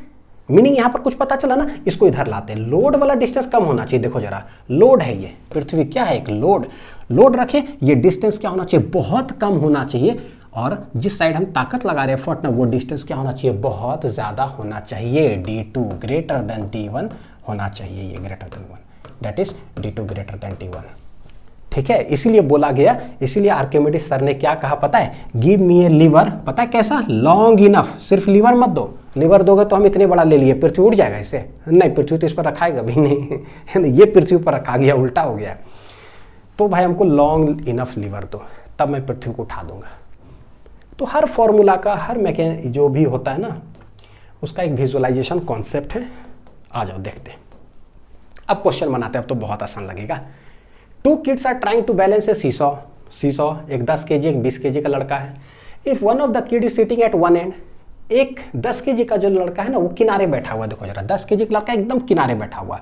बोलता है where should the second sit, second वाला जो लड़का होगा जिसका वजन 20 kg है, मास, वो कितना डिस्टेंस पर बैठेगा, तो हमें नहीं पता। लेट क्या बोल देते हैं, D2 डिस्टेंस बोलते थे, ये क्वेश्चन मार्क हो गया, ठीक। टोटल है 30 सेंटीमीटर, फलक्रम F है, ये डिस्टेंस बोलते हैं D1, तो भैया इधर फोर्स मान लो F1 बोल दो, और ये लड़का का वजन कितना है, F2 फोर्स, तो कितना हो जाएगा, 10 है तो mg, तो ये 10 × 10 यानी कि 100 न्यूटन इधर हो गया, और ये हो जाएगा F2 इक्वल टू, देखो 20 है तो कितना हो जाएगा 200 न्यूटन, g ले रहा हूँ 10 मीटर पर सेकेंड स्क्वायर। तो हम देख चुके हैं कि भाई ये लीवर वाला जो कॉन्सेप्ट होता है, सीसॉ क्या होता है, मैकेनिकल इक्विलिब्रियम में होता है। इसके लिए प्रिंसिपल ऑफ मोमेंट वाला रिलेशन लगा दो, direct F1 D1 equal to F2 D2, और सॉल्व कर लेंगे। लिखेंगे फ्रॉम प्रिंसिपल ऑफ मोमेंट से आता है, हमें D2 चाहिए, तो भैया D2 हो जाएगा F1 D1 divided by F2 इधर आ जाएगा, ठीक। F1 कितना है, 100 न्यूटन, D1 कितना है, 15 सेंटीमीटर, भागा F2 कितना है, 200 न्यूटन, तो ये 0000 चला गया, 15/2 कितना आ जाएगा, 7.5 सेंटीमीटर। और ये हम जान भी रहे थे कि अगर 10 kg का लड़का एग्जैक्ट एंड में बैठा है, तो 20 kg का लड़का एंड में बैठेगा, नहीं हो ही नहीं सकता, तो कि वो इक्विलिब्रियम में आ जाए, उसको थोड़ा इधर नज़दीक आना पड़ेगा, कम डिस्टेंस पर आना पड़ेगा, ज़्यादा फोर्स कम डिस्टेंस पर आ जाओ। देखो 7.5 सेंटीमीटर आंसर आ गया है ना, ठीक है। नेक्स्ट बोलता है कि बीम ऑफ मास m, अब सब कुछ ठीक लगेगा, सारे कॉन्सेप्ट खत्म हो गए, अब सिर्फ मेरे को लिखना है बस। देखो, a beam of mass m supports A block of mass m, एक बीम है जिसका मास है m, उस पर एक ब्लॉक रखा हुआ है, मास है m, बोलता है the beam rest on 2 knife edges. NCERT में इस तरह का सवाल भी है, 2 नाइफ है, उसके एजेस पर जो है ना ये वाला बीम क्या है, रेस्ट कर रहा है, ठीक है। Find the reaction force at the knife edges, कितना रिएक्शन फोर्स लगेगा। तो बोले कि भाई देखो ये बीम रखा हुआ इसके ना नाइफ के एकदम टिप एजेस पे, तो ये रखा हुआ इधर दबा रहा है इसको, तो इधर एक रिएक्शन फोर्स देगा एकदम परपेंडिकुलरली, लेट N1 नाम दे देते हैं। फिर यहाँ पर भी ये इसको दबा रहा है इधर, तो यहाँ से एक रिएक्शन फोर्स लगा कितना, N2, ठीक है। अब ये मास ब्लॉक जो रखा हुआ तो भाई इसका एक mg फोर्स यहाँ लगेगा, बीम का टोटल मास है m, तो एग्जैक्ट सेंटर ऑफ मास पर उसका फोर्स लगेगा कितना, mg। क्या चीज में है, जैसे ही बोला ना सपोर्ट पे रेस्ट कर रहा है, यानी है क्या चीज, इक्विलिब्रियम में है। जैसे कुछ इक्विलिब्रियम में होता है, रिजिड बॉडी है पूरा ये बीम, तो क्या करेंगे, ट्रांसलेशनल रोटेशनल इक्विलिब्रियम, ठीक है। तो लगा दो, देखो वाई एक्सिस में सारे फोर्सेस लग रहे हैं, तो पहला लिख देंगे summation of all the forces in Y axis, सब क्या हो जाएगा, 0 since rod is in equilibrium या बीम इज इन इक्विलिब्रियम, ठीक है। रॉड या बीम जो भी है इक्विलिब्रियम।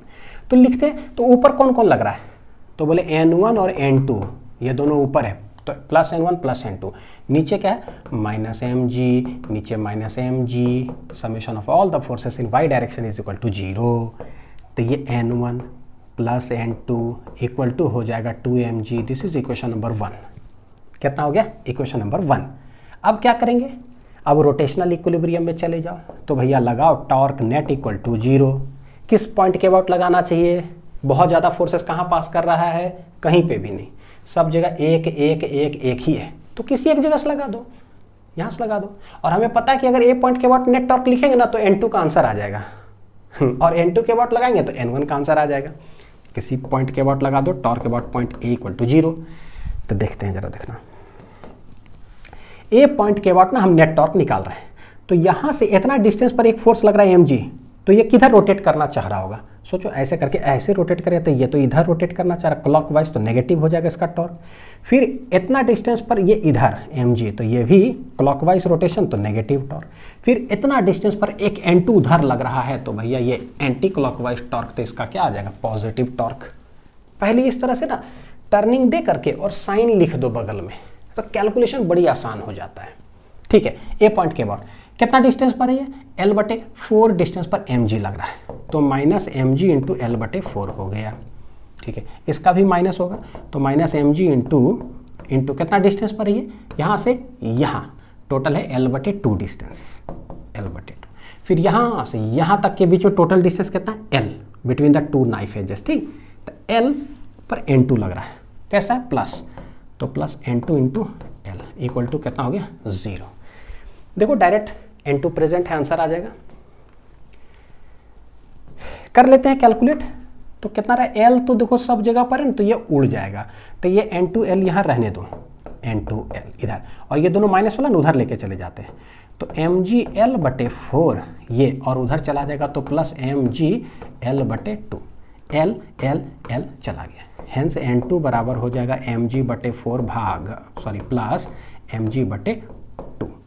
तो ये क्या आ रहा है, एलसीएम आ जाएगा 4, तो 4 एक गया, तो ये हो गया mg प्लस 2 दूनी 4, तो 2 मल्टीप्लाई होगा ऊपर, तो 2 प्लस 1 हो जाएगा कितना, 3, यानी कि 3mg/4, दिस इज क्या हो गया, N2। बोले ना एक तरफ N1 के अबाउट निकालोगे टॉर्क ना उधर, तो N2 निकल जाता है। तो जैसे ही N2 आ गया इतना, इक्वेशन नंबर इसको बोल दो 2। तो भैया ये N2 का वैल्यू पुट कहाँ कर देते हैं, यहाँ पुट कर देते हैं 1 में, N1 निकल जाएगा, तब पुट 2 इन 1, ठीक है। तो N1 प्लस N2 है 3mg/4, हाँ कितना है, N1 plus N2 equal to 2mg, तो ये है भाई 2mg, हेंस N1 ये 2mg माइनस उधर चले जाएगा तो 3/4mg, 3/4mg, तो ये 4 दूनी देखो कितना हो गया, 8mg माइनस 3mg ऊपर हो जाएगा, भागा कितना हो जाएगा, 4 एलसीएम है ना जो भी है, तो 8 में से 3 गया 5, यानी कि 5/4mg हो गया मेरा क्या, N1।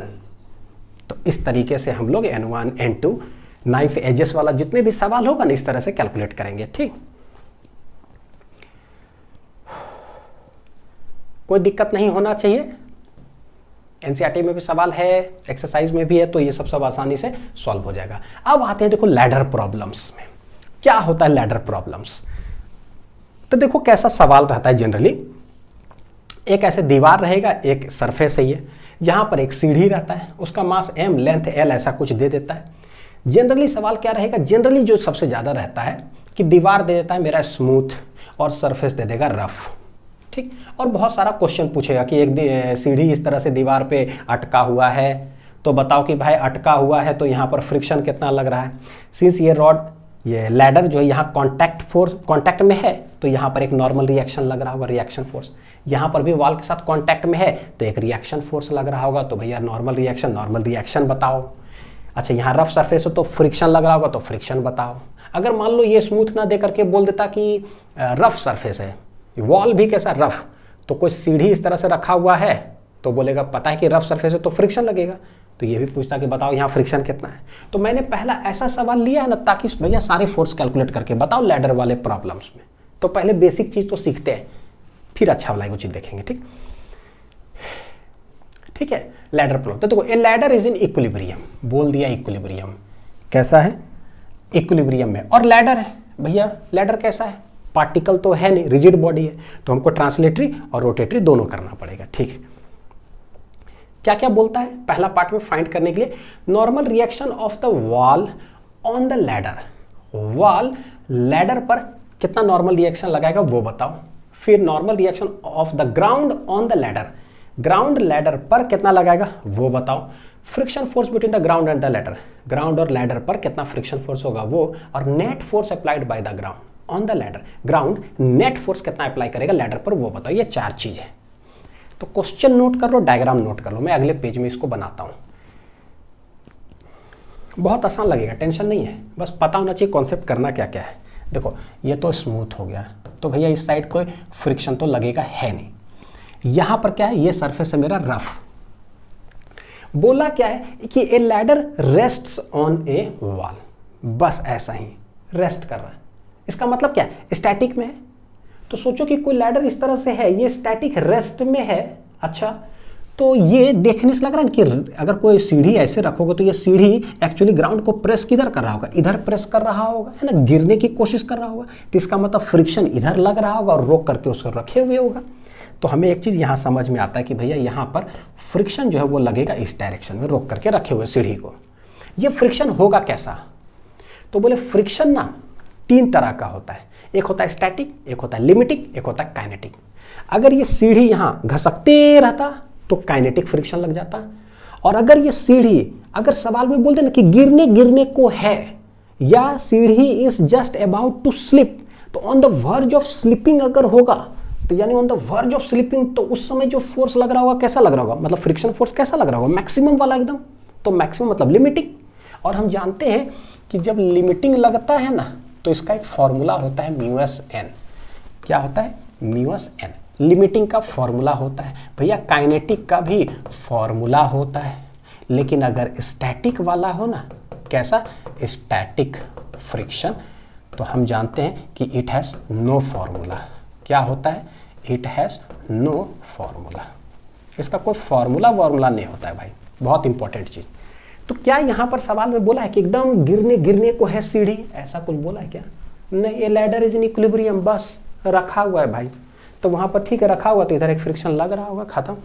रेस्ट में तो फ्रिक्शन भी रेस्ट वाला होगा, यानी कि कैसा फ्रिक्शन होगा, तब बोल देंगे स्टैटिक फ्रिक्शन होगा। तो स्टैटिक फ्रिक्शन है नो फॉर्मूला, म्यू एन नहीं लगेगा। अच्छा आ जाओ, लेट यहाँ पर कांटेक्ट में है तो सरफेस इसको एक नॉर्मल रिएक्शन दे रहा होगा N1, यहाँ पर भी कांटेक्ट में है तो सरफेस से एक नॉर्मल रिएक्शन लग रहा होगा।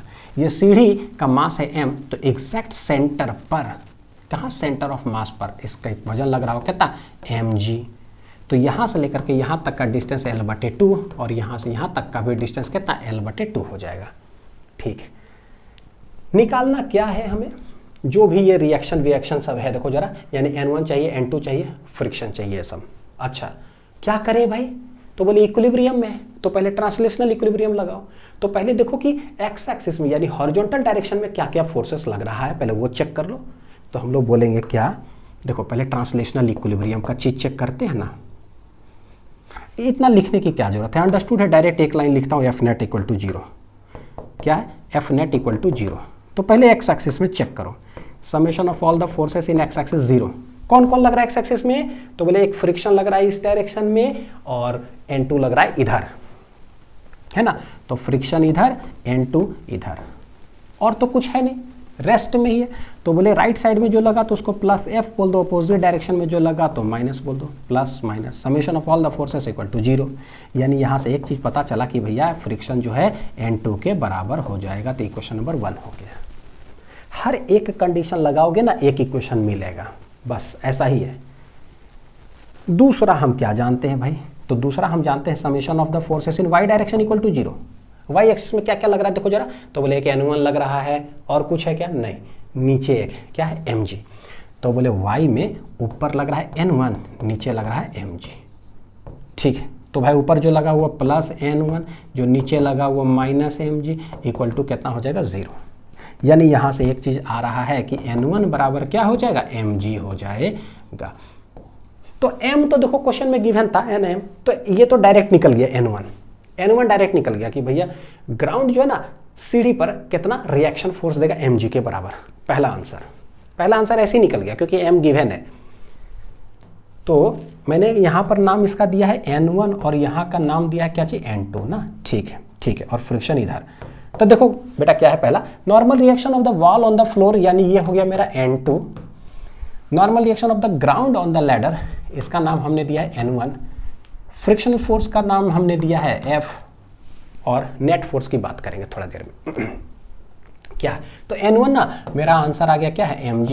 ये खत्म हो गया, सॉल्व हो गया। देखिए कंडीशन कैसे लगाएं, तो सिर्फ एक देखो एक्स एक्सिस, ध्यान से देखना, एक्स एक्सिस में ये सब लग रहा था और वाई एक्सिस में लग रहा था, खत्म। तो ये दोनों हमने लगाया, एक आंसर आ गया। अब करते हैं रोटेशनल इक्विलिब्रियम। नेट टॉर्क 0, किस पॉइंट के अबाउट करूं, पहला चीज जहां पर सबसे ज्यादा फोर्सेस लग रहा हो, देखते हैं यहां पर सिर्फ एक फोर्स लग रहा है, यहां पर सिर्फ एक फोर्स लग रहा है, लेकिन ये एक ऐसा पॉइंट है जहां पर 2 फोर्सेस लग रहा है।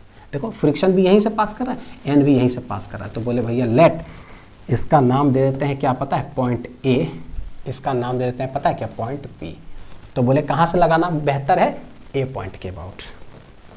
तो बोलेंगे टॉर्क नेट निकालो 0, कौन सा पॉइंट के अबाउट निकाल रहे हैं, पॉइंट ए के अबाउट निकाल रहे हैं 0। तो इसका फ्रिक्शन का टॉर्क खत्म, नॉर्मल रिएक्शन का टॉर्क खत्म। तो इस ए पॉइंट के अबाउट में क्या क्या लग रहा है, ध्यान से देखना। ए पॉइंट के अबाउट में कुछ दूरी जाती है ना, तो एक फोर्स मेरे को दिख रहा है क्या है, mg। तो गौर करो क्या सिखाए थे, याद है, फोर्स को खींच दो और यहां से परपेंडिकुलर डिस्टेंस बना दो। फोर्स को खींच दो, ये पूरा फोर्स को mg ऐसे खींच दोगे, यहां से परपेंडिकुलर डिस्टेंस बना दोगे, आंसर आ जाएगा टॉर्क, है ना, तरीका सिखाए थे, ठीक है। तो यहां से यहां तक का डिस्टेंस क्या होगा, तो बोले ये है L/2, ये ट्रायंगल देखो जरा, है ना, L/2, ये है थीटा, तो ये हो जाएगा कितना, L/2 cos ऑफ थीटा हो जाएगा। तो ए पॉइंट के अबाउट अगर mg देखेंगे तो भैया ये रॉड को रोटेट किधर करना चाह रहा होगा, ऐसे रोटेट करना चाह रहा होगा, क्लॉकवाइज। इस रॉड को ऐसे खींचेगा तो किधर रोटेट करेगा, क्लॉकवाइज। क्लॉकवाइज का माइनस टॉर्क होगा। और कौन फोर्स लग रहा है भैया, N2। N2 किधर लग रहा है, बोले N2 इस डायरेक्शन में लग रहा है। तो ए पॉइंट रखे रहो, ए पॉइंट के बाद टॉर्क, एक रॉड है और पकड़ करके ऐसे खींच रहे हैं, तो ये किधर रोटेट करना चाह रहा होगा, बोले भैया जरा नॉर्मल रिएक्शन को खींच दो, देखो जरा ऐसे, तो ये बोले रोटेट इधर करना चाह रहा है, ऐसे ये रॉड इधर रोटेट करेगा, यानी एंटी क्लॉक तो मतलब प्लस। टॉर्क निकालेंगे कैसे, तो बोले जो फोर्स है ना उसको पकड़ के खींच दो, डॉटेड डॉटेड डॉटेड मैंने खींच दिया, जैसे खींच दिया तो यहाँ से परपेंडिकुलर डिस्टेंस बना दो। तो देखो यही परपेंडिकुलर डिस्टेंस हो गया, आर परपेंडिकुलर हो गया ये वाला। N2 हो गया फोर्स का डायरेक्शन, खींच दिया मैंने और परपेंडिकुलर ड्रॉप मार दिया। तो ये डिस्टेंस होगा कितना, तो बोलिए ये टोटल रॉड का डिस्टेंस, मतलब रॉड बोल रहा हूँ बार बार है एक्चुअली सीढ़ी का टोटल लेंथ कितना L, ये है थीटा, तो ये टोटल हो जाएगा कितना L cos थीटा। तो ये वाला पूरा सामने कितना हो जाएगा, L sin थीटा हो जाएगा, ये वाला पूरा डिस्टेंस। देखो टोटल L लेंथ है, थीटा है तो L cos थीटा इधर, क्योंकि थीटा सटा हुआ तो पूरा L cos थीटा, और ठीक इसके सामने L sin थीटा। तो ये डिस्टेंस हो जाएगा L sin थीटा, और इसका टॉर्क कैसा होगा, पॉजिटिव। तो लिख लेते हैं ए पॉइंट के बाद ना इसका टॉर्क तो गया, mg ये परपेंडिकुलर और डिस्टेंस देखो कितना है, L/2 cos थीटा, वही माइनस, तो minus mg L/2 cos of theta, खत्म। और इसका टॉर्क है प्लस, तो प्लस N2, और वो कितना डिस्टेंस पर है, R perpendicular L sine theta पर है ये। तो summation of all the torque is equal to 0। यही चीज होता है समझने का खेल। मैं हल्का छोटा कर देता हूं, देखो जरा, समझो बढ़िया से कि कैसे निकल रहा है। किसी पॉइंट के बाद टॉर्क निकालते हो तो बाकी फोर्सेस को देखो कि वो किधर घुमाना चाह रहा है। तो उस पॉइंट के बाद तो कोई चीज ऐसे खींचा तो इधर घूमना चाह रहा होगा सीढ़ी, और अगर कोई ऐसे खींच रहा तो सीढ़ी इधर घूमना चाह रहा है। तो भैया एक क्लॉक है, एक एंटी क्लॉक है, summation of all the torque equal to 0। Answer कर क्या रहे हो, मैं ना N1 N2 फ्रिक्शन यही सब निकाल रहा हूँ, जिसमें N1 निकल भी गया और N2 फ्रिक्शन के बराबर है। फ्रिक्शन का कोई फॉर्मूला नहीं होगा म्यू एन। ये नहीं गलती करना है कि friction equal to mu into N1 लिख दिए, नहीं नहीं नहीं नहीं, फॉर्मूला किसका होता है, लिमिटिंग और वो काइनेटिक ही सबका है ना। तो देखो क्या आएगा, ये पूरा उधर लेके चले जाते हैं। तो N2L sine theta is equal to क्या आ जाएगा, mgL/2 cos of theta. L L चला गया तो N2 देखो क्या आ रहा है बेटा, mg/2 और कॉस बटे साइन, तो ये क्या आ जाएगा, कॉट थीटा आ जाएगा। देखो N2 क्या हो गया, mg/2 तो ठीक है, कॉस यहाँ है बटे साइन कर देंगे तो कॉस बटे साइन क्या हो जाएगा, कॉट थीटा। देखो m गिवन है, थीटा भी सवाल में गिवन था, यानी ये मेरा आंसर ही आ गया। तो ये जो है ना, ये आंसर आया, ये जो मेरा आंसर क्या आया, आंसर आ गया, यानी N1 N2 निकल गया, mg/2 कॉट थीटा। अब अगर N2 निकल गया कि ऐसा है तो भैया फ्रिक्शन किसके बराबर है, N2 के ही बराबर है। इट मीन्स कि फ्रिक्शन N2 के बराबर है, तो फ्रिक्शन का भी फॉर्मूला क्या हो गया, यही हो गया, mg/2 कॉट क्या हो जाएगा, थीटा हो जाएगा। तो फ्रिक्शन का भी क्या हुआ पता है, आंसर आ गया। कितना फ्रिक्शन लगाएगा ग्राउंड लैडर पर, है ना, इतना फ्रिक्शन लगाएगा। आ गया mg/2 कॉट थीटा। N2 और फ्रिक्शन दोनों सेम आ गया है, कहाँ गया देख लो जरा। तो फ्रिक्शन हो गया कितना, mg/2 cot of theta, 2 cot of theta. Normal action में इतना था, ये तो N1 था, N1 हो गया कितना, mg, ठीक है। और ये normal reaction of the wall on the ladder, ये N2 हमने निकाला तो वो फ्रिक्शन के बराबर है, तो mg/2 कॉट थीटा। तो सारा आंसर हमें पता चल रहा है, ठीक। अब आते हैं जरा ये net force applied by the ground on the ladder. तो बोले भैया ये जो ग्राउंड है ना, लैडर पर क्या क्या लगा रहा है, एक तो फ्रिक्शन फोर्स लगा रहा है और दूसरा नॉर्मल रिएक्शन लगा रहा है। तो देखो कि क्या होगा, फ्रिक्शन फोर्स किधर लगा रहा है, इधर, और नॉर्मल रिएक्शन किधर लगा रहा है, इधर। तो ये फोर्स इधर, ये फोर्स इधर, तो भैया रिजल्टेंट किधर, तो रिजल्टेंट इन दोनों का कहीं बीच में, तो यही हो जाएगा net force applied by the ground on the ladder. ठीक है, नेट फोर्स।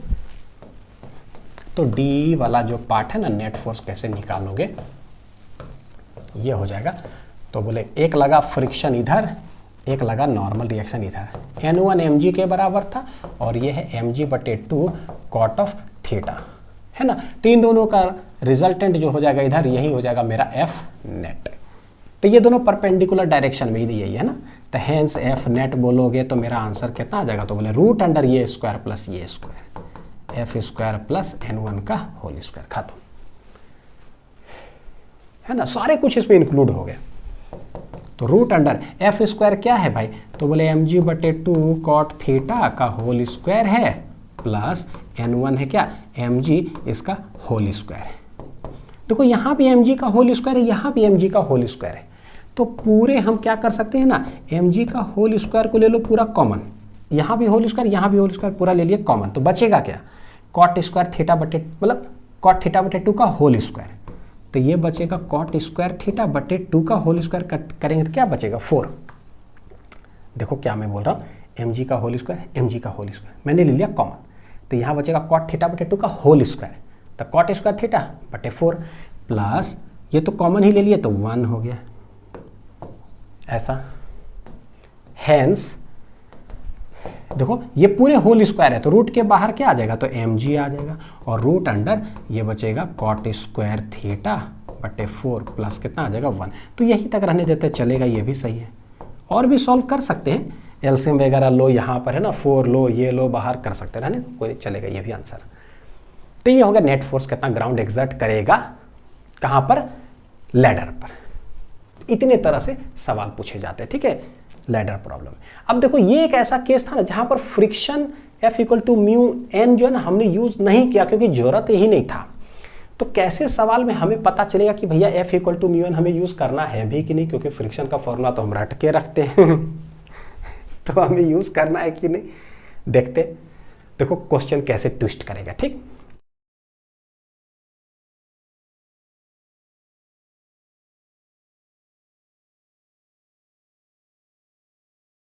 सेम लैडर है, स्मूथ वॉल है, मास m है, लेंथ l है, थीटा एंगल पर रखा हुआ, रफ सरफेस है, कोएफिशिएंट ऑफ स्टैटिक फ्रिक्शन 0.2 दे दिया। हमसे क्या पूछता है, find the minimum angle theta. क्या पूछता है, find the minimum angle theta. ये थीटा कितना मिनिमम होगा eight which the ladder does not slip, कि ये लैडर जो ना स्लिप ना करे। अच्छा देखो क्या हाल है, ये दीवार है, अगर हम लैडर को ऐसे रखेंगे ना, ये रफ सरफेस है, कैसा है, रफ सरफेस है, कोएफिशिएंट ऑफ स्टैटिक फ्रिक्शन कुछ है दिया होगा, तो हमें समझ में आता है कि कोई भी अपना प्रैक्टिकल सोचो, है ना, छोड़ो सवाल, प्रैक्टिकल सोचो। अगर एक सीढ़ी है, दीवार ऐसे एकदम नजदीक में ऐसे रखेंगे ना, तो हमें पता है कि भैया गिरेगा नहीं, स्लिप तो नहीं करेगा। लेकिन थोड़ा सा अगर टिल्ट करेंगे, देखना जरा, ये थीटा था, थोड़ा टिल्ट कर दिया हल्का, तो डर लगने लगता है कि अरे यार कहीं स्लिप ना कर जाए। जबकि ये सरफेस हमारा क्या रफ तो है, लेकिन फिर भी हल्का टिल्ट होता है तो डर लगता है। तो हम लोग क्या करते हैं, एक आदमी यहाँ पर बगल में रख करके ना ऐसे खड़ा रहता है जब कोई काम कर रहा होता है, तो है ना, कि भाई कहीं स्लिप ना कर जाए, पकड़े रहते हैं। लेकिन यहाँ पकड़ना नहीं है, देखते। तो मान लो यहाँ भी स्लिप नहीं किया, थोड़ा और बढ़ाएं, देखो थीटा क्या हो गया, और कम हो गया, देखो थीटा कम हो रहा है, ये थीटा ज़्यादा था, ये थीटा कम, ये थीटा और कम, अभी भी स्लिप नहीं कर रहा है। लेकिन एक ऐसा पर्टिकुलर थीटा का वैल्यू होता है सच दैट, ये मिनिमम थीटा है, सच दैट अगर इस पॉइंट के इधर अगर मूव किए ना हल्का सा भी, तो क्या कर जाएगा, स्लिप कर जाएगा।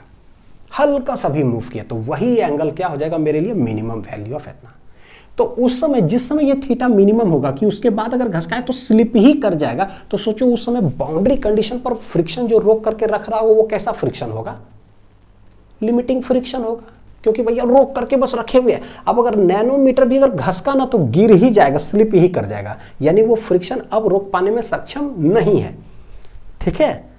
तो बोलेंगे इस समय जो फ्रिक्शन लग रहा होगा that will be limiting friction, और लिमिटिंग फ्रिक्शन का मेरे पास फॉर्मूला होता है, क्या होता है, म्यू एस एन होता है, म्यू एस एन होता है, यही चीज है। तब देखो कैसे करेंगे, ये लगा देते, सॉल्विंग शुरू करो, है ना। क्या है भाई, लेट, पता चल गया कि यहां पर फ्रिक्शन लगेगा कितना, एफ एल, क्या लगेगा, एफ एल। यहां पर नॉर्मल रिएक्शन मान लो N1 है, ये पूरा लैडर का मास है m, तो एग्जैक्ट सेंटर ऑफ मास पर क्या होगा, एक फोर्स लग रहा होगा, कितना देखो जरा, mg, कितना लग रहा होगा, mg। यहाँ पर कॉन्टैक्ट फोर्स कितना है, लेट इट बी N2 नाम देते हैं। स्मूथ है तो यहाँ पर फ्रिक्शन नहीं लग रहा होगा, फ्रिक्शन नहीं लग रहा होगा। अब यहाँ पर हमें पता चल गया कि लिमिटिंग फ्रिक्शन का फॉर्मूला होता है म्यू एस इंटू एन। यहाँ पर अगर हमने N1 लिया है तो भैया यहाँ फॉर्मूला क्या हो जाएगा, म्यू एस N1, क्योंकि ये N1 हमने यहाँ पर लिया तो इट हैज़ फॉर्मूलाज, तो म्यू एस इंटू क्या हो जाएगा, N1, mu S into N1, ठीक। सॉल्विंग शुरू करें तो क्या करना है भैया, सवाल अप्रोच कैसे करें, तो हमें क्या पता कि कैसे अप्रोच करें तो बस जो बोलता है कि लैडर क्या चीज में भाई, इक्विलिब्रियम में है, स्लिप तो नहीं कर, on the verge of slipping है, स्लिप तो कर नहीं रहा है, रेस्ट में, तो इक्विलिब्रियम में है, तो चालू हो जाओ, ट्रांसलेशनल रोटेशनल लिखते रहो, अपने आप कुछ ना कुछ हो जाएगा, थीटा का वैल्यू पता चल जाएगा। तो देखो ट्रांसलेशनल में बोलेंगे एक्स एक्सिस में हॉरिजॉन्टल में कुछ लग रहा है क्या, बिल्कुल लग रहा है, एक एफ एल और एक है N2, एक एफ एल और N2। तो summation of net force in x axis 0, तो एफ एल इधर तो प्लस एफ एल बोल दो, N2 इधर minus N2 equal to 0। It means F L equal to हो गया N2, क्या हो गया, F L equal to N2। Equation number बेटा कितना हो गया, 1, पता चल रहा है F L equal to N2। दूसरा, अगर y एक्सिस की बात करें, y एक्सिस की बात करें, summation of F Y equal to 0, तो y एक्सिस में कौन कौन लग रहा है, बोले कि N1 ऊपर लग रहा है बस, और एक mg नीचे लग रहा है, तो यही दोनों लग रहा है, तो बोले N1 ऊपर तो प्लस नीचे इतना mg, तो इक्वल टू 0। हेंस N1 बराबर कितना आंसर आ गया, देखो जरा, mg, तो N1 आ गया है मेरा mg, mg, mg,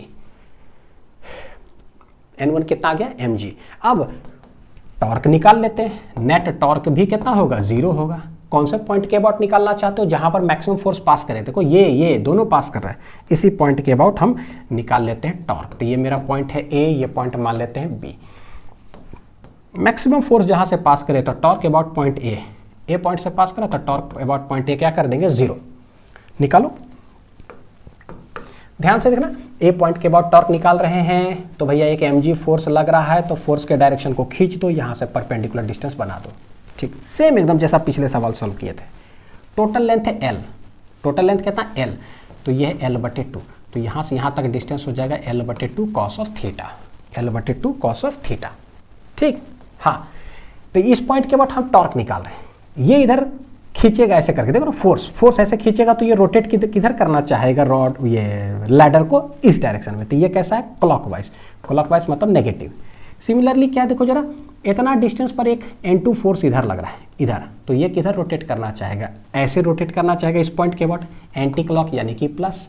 तो टॉर्क कैसे निकालोगे, बोले फोर्स के डायरेक्शन को खींच दो, तो मैंने खींच दिया, तो ये मेरा N2 हो गया, और यहाँ से परपेंडिकुलर डिस्टेंस बना दो, दिस इज आर परपेंडिकुलर। ठीक है, जिस पॉइंट के अबाउट बोले निकालने के लिए पहले फोर्स को खींच दो और उस पॉइंट से वहाँ परपेंडिकुलर ड्रॉप मार दो, तो ये कितना होगा, तो टोटल है L, ये हो जाएगा पूरा L cos थीटा, तो ये हो जाएगा कितना, L sin ऑफ थीटा, ये वाला डिस्टेंस, तो ये आ रहा L sin ऑफ थीटा। तो ये कैसा है, टॉर्क है इसका पॉजिटिव, तो दोनों लिखते हैं। देखो एकदम सेम सिमिलर पीछे वाला क्वेश्चन जैसा है, बस थोड़ा सा तरीका बदला है। देखते हैं mg का टॉर्क कितना होगा, तो बोले -mg इंटू कितना डिस्टेंस है ये, l/2 cos of theta, plus n2 वाला जो टॉर्क होगा परपेंडिकुलर डिस्टेंस यहाँ से कितना है, l sin थीटा। तो यही दोनों का टॉर्क लगेगा, summation of all the torque is equal to 0। Friction का टॉर्क वहीं से पास करा है, n1 का टॉर्क वहीं से पास करा है, दोनों होगा 0।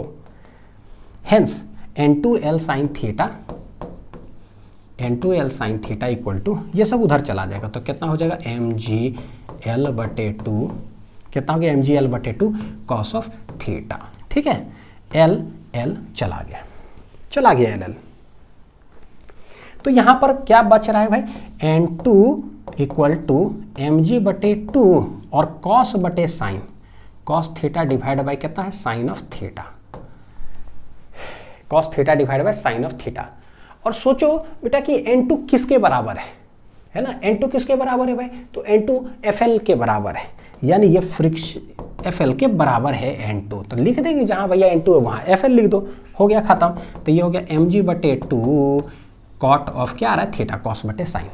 FL अब हम जानते हैं कि भैया यहाँ FL हैज फॉर्मूला, कितना, FL फॉर्मूला क्या है भाई, μs into n, FL formula, देखो FL μs इंटू n1 और μs दे के रखा 0.2, देखना कैसे कैसे गाड़ी चलेगा। FL हैज फॉर्मूला, बहुत इंपॉर्टेंट है यही चीज की, हैज फॉर्मूला कितना, μs इंटू n1, रहने दो इसको।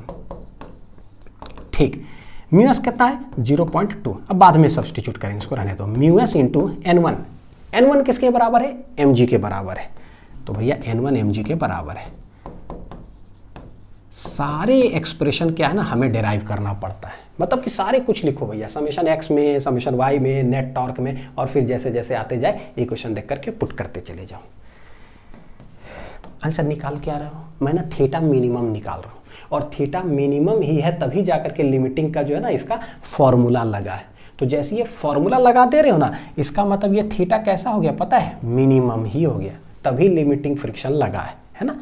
तो यानी ये थीटा कैसा हो गया भैया, मिनिमम हो गया, एक बार आपने फॉर्मूला लगा दिया तो। ठीक है, चलेगा, समझा चुके हैं।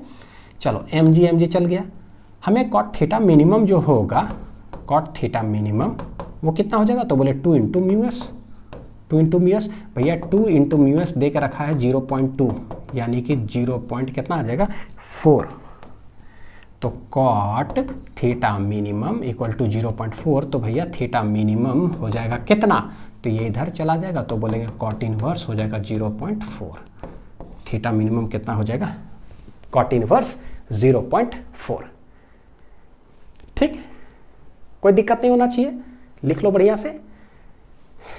Theta minimum cot inverse 0.4। सवाल देखने में बड़ा लगे, डरने की जरूरत नहीं है, कॉन्सेप्ट पर जाओ। कॉट इनवर्स 0.4, ऑप्शन नंबर कौन सा हो जाएगा? बी। ठीक है, तो यहां तक बहुत अच्छे से समझ में आ गया, कोई दिक्कत नहीं हुआ है ना। बस जो जो क्वेश्चंस कराता हूं ना, सबसे पहले यही सब क्वेश्चंस को ना रफ कॉपी के अंदर बार बार लिखो, बार बार लिखो, जब तक ये कॉन्सेप्ट बहुत अच्छे से दिमाग के अंदर घुस ना जाए, है ना। उसके बाद अब देखो इसके आगे ना अगले लेक्चर में कंटिन्यू करूंगा, ठीक है, कैलकुलेशन ऑफ हिंज फोर्स से यहाँ, तो ये पढ़ेंगे और टॉपलिंग का कॉन्सेप्ट दोनों को कंबाइन कर देंगे अगले लेक्चर में। ठीक, तो जो जो पढ़ाते जा रहे हैं अच्छे से प्रैक्टिस करते जाओ। मिलते हैं अगले लेक्चर में। Thank you.